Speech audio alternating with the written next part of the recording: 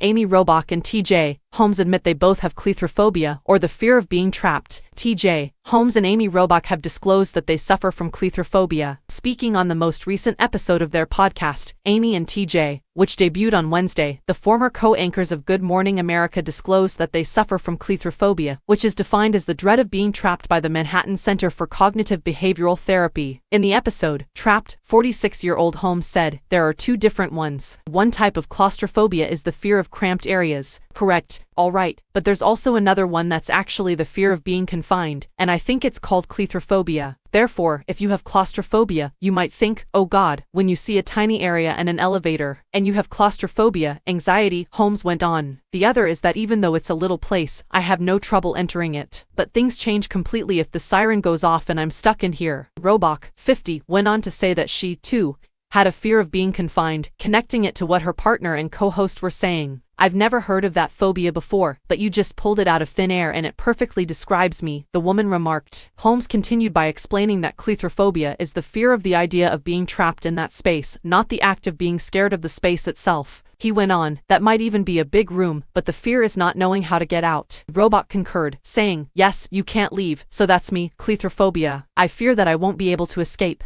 The couple's disclosure follows their announcement last week that they are still together after an intensely emotional podcast session.